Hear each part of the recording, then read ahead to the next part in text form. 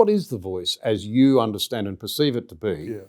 I shouldn't prejudice it too much by saying I'm frustrated because I don't know exactly what it is from what we've been told.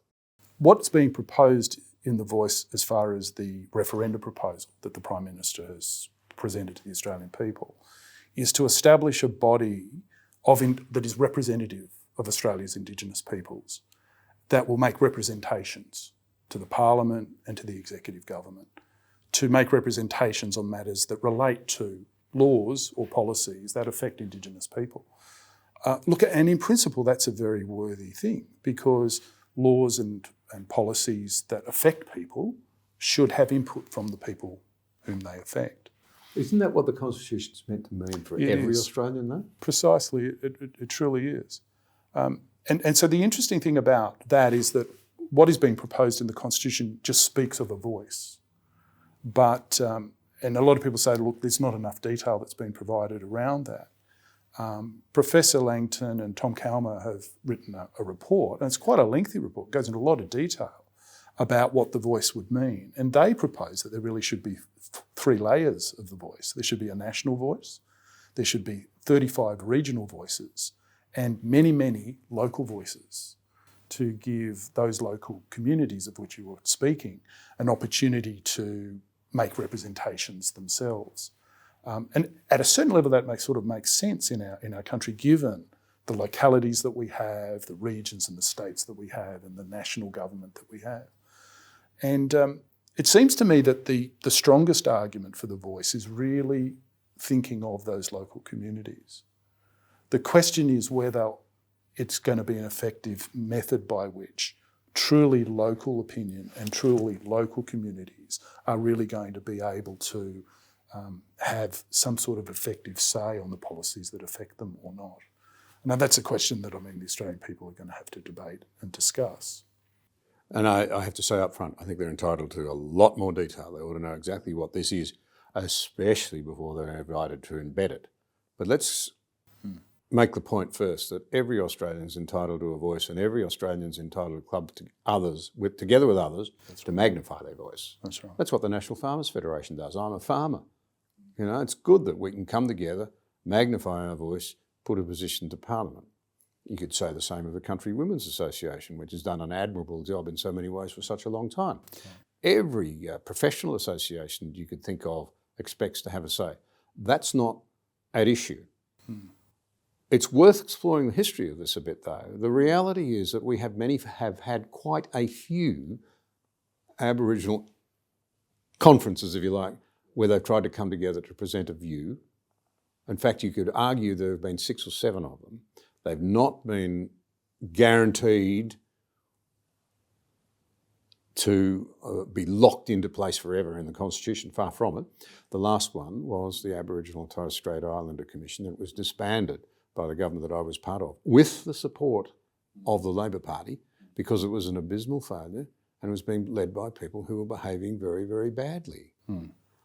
So I think the question out of that is that surely it's important that we see precisely what is proposed here and actually pilot it before we were to think about guaranteeing its survival in perpetuity. Yeah. It could certainly be introduced by legislation. I think when we think about it in a systematic way, there are 3 ways this can happen.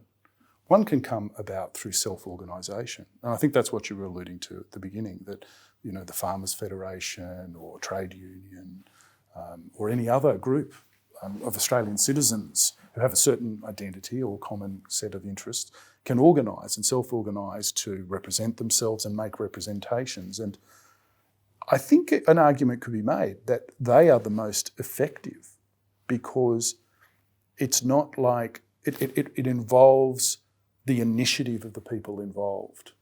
They put the work into organising. They put their effort into having an impact. And it's a very different thing to set up by legislation or by the Constitution a set of bodies to enable a certain group to have a say in the governance of the country. It has a different effect on the way in which that group will operate. And so I think one of the questions that really needs to be asked is it better to be self-organised or to have government organise you? I think that's a very important question here. And then even if it is to be a government sort of organisation, you're saying, and I agree, that there are two different ways you can approach it. You can set up legislation and, as it were, pilot the system and see how it operates and see whether it's successful and tinker at it. And then the third alternative is that you can try to put it into the Constitution, which is being proposed. I tend to think that the reason why it's being proposed constitutionally is due to a path dependency and not simply a reflection on what would be the best way to achieve these objectives. Because for the last 3 decades or so, there's been debate about how to recognise Indigenous people in the Constitution. It's been proposed that they be recognised in the preamble. There was a referendum to introduce a new preamble in 1999, but that failed. And then some people said, understandably, Indigenous people said, look, a preamble would be merely symbolic, it wouldn't change things, and that's not really adequate.